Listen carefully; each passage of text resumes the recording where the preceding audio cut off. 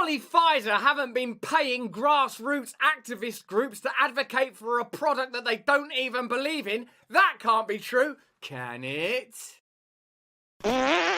Hello there, you 6.4 million awakening wonders. Thanks for joining me on this voyage towards truth and freedom. Within you, there is a deep, deep radiance. Allow the effulgence to grow. Allow it to move forward. Allow the Empyrean within to shine without. The great forces must coalesce now. This is the march. This is the time. Remember your connection to the soil. Remember our connection to one another. Confront the systems of evil that are abound and all around. Turn on that notification bell right now. We make this content every single day. We don't want you to miss a thing. A bit like that Aerosmith song. Don't wanna miss a thing. You don't wanna. You gotta stay awake like Steve Tyler, baby. I had a fantastic conversation with the incomparable Lee Fang. Thanks you very much, I call him, because this guy is absolutely gorgeous. Let me know in the comments if, like many of our viewers over on Rumble, you find him easy on the eye. Proper eye candy Lee Fang. Let's not objectify Lee Fang. Let's listen to Lee Fang as he explains to us that Pfizer were investing in activist groups, in particular in Chicago, where there was some hesitancy among, let's say, African-American community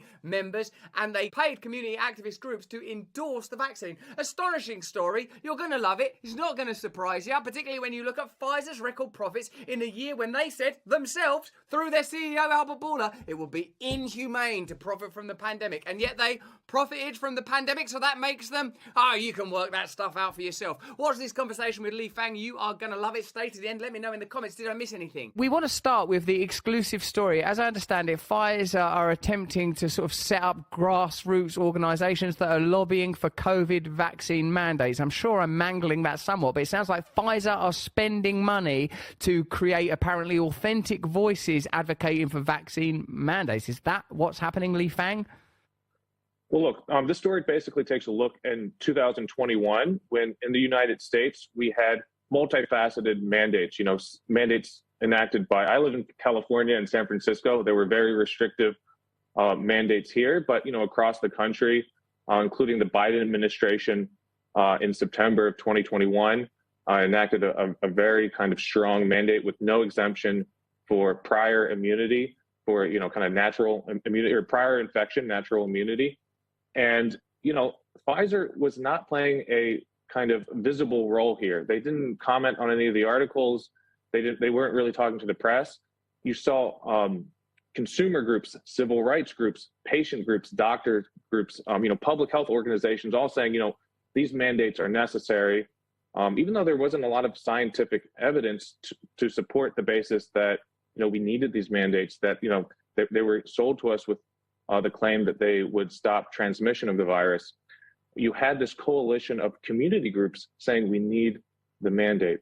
Well, I'm taking a look at new disclosures that show that many of those organizations, these third-party organizations with a lot more credibility than a pharmaceutical company with a lot of money to gain, were taking funds from Pfizer while lobbying for these controversial policies. So I list them out. I talked to a lot of experts.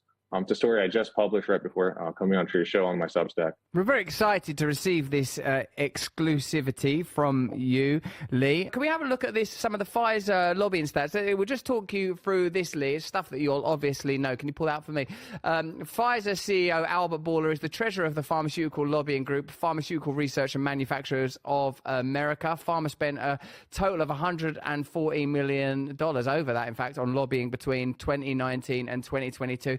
As well as the pharmaceutical industry being the largest single advertiser on mainstream media. 75% of all their ad revenue comes from the pharmaceutical industry, Lee. So we're talking about an almost immersive omnipotence. They've got power in every direction, as well as it appears as a result of your exclusive there to be investing in apparently organic and authentic voices that are, pro-mandate or pro vaccination. What chance do we have of real democracy? What chance do we have of legitimate open conversations when an organisation can exert that much power over that much of the machinery of the state, whether it's media or government itself? Well, look, the figures you just cited were the ones that have to be disclosed. That's when they hire, a former member of Congress or a staffer to go and wine and dine, a policymaker or regulator. They have to disclose most of that funding, that spending. But so much they don't have to disclose, how much they're spending on television, how much they're spending on TikTok ads, how much they're giving to these front groups or these doctors groups or these public health groups that kind of set the nature of the debate. They kind of appear in the news media, they create events, and they create a discourse that looks authentic, that looks organic, but it benefits the bottom line of their benefactors, of companies like Pfizer. And, the vaccine debate is, I think it's fraught. It's interesting because this has shaped our lives in the last 3 years of the pandemic. But it's, it's also not that unique in the sense that every major pharmaceutical company in the United States engages in these practices. They pressure regulators. They spend so much money on direct-to-consumer advertising, and really they kind of just dominate the entire public policy debate. So, we can talk about a lot of other special interest groups, but pharma is unique in just the raw amounts of money they spend to control the entire public sector, on regulatory, on policy, on really everything in terms of how it affects medicine and as it's practiced in the United States. Lee Fang, what specific groups did they fund, mate? Or do any of them stand out as, does it seem particularly manipulative or deceptive? Or any of the groups that have like legitimacy or authenticity that is surprising? Well, look, let's just talk about a few of them. In Chicago, there's a very kind of controversial vaccine mandate. There are also discussions about vaccine passports. And, a large percentage of the African-American, the Black community in that city was not vaccinated in 2021. And one of the oldest African-American civil rights groups, the Urban League, Chicago Urban League, went out into the media and was asked, would this mandate hurt the African-American community? Would it kind of push them out to the sidelines? And she was very clear in lobbying and pushing back against that, saying, no, it's the mandate's worth it. It's worth it for our community. She never mentioned that, just prior to that interview, a few months prior to the interview, she received a $100,000 check from Pfizer. Not mentioned during the interview, not mentioned on the Urban League's website. It's not disclosed until this morning, until right before appearing on your show. The Consumers League of America, this is another consumer advocacy group that's kind of famous for standing up to corporate power, founded over 100 years ago, fighting against monopolies. They're a group that kind of mysteriously endorsed the mandates in 2021. Again, they received big money from Pfizer and even has a Pfizer lobbyist on its board. These are intricate relationships that aren't disclosed to the people reading these press releases who are getting pressured by these groups. And it's affecting the entire debate. It's affecting how regulators see these issues. And it's also affects how the public sees this. When they see these third-party groups that have some credibility, these are kind of famous organizations that are known for standing up for the public interest. When they're saying, hey, these mandates are a good idea for the American public, it seems genuine. They're just not disclosing the Pfizer money, which I think, is a relevant factor here when you're talking about a policy that compels Americans to take this product.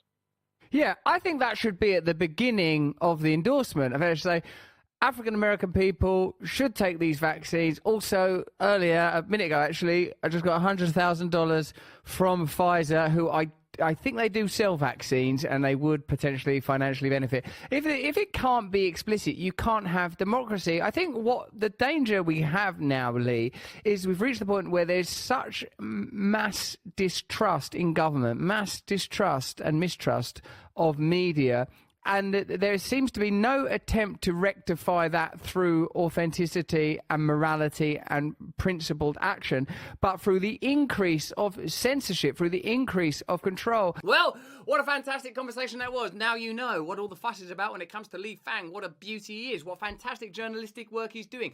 One of the true journalists out there that we can rely on, that we can depend on to be our voice, that we can rely on to convey truth to us, we the people.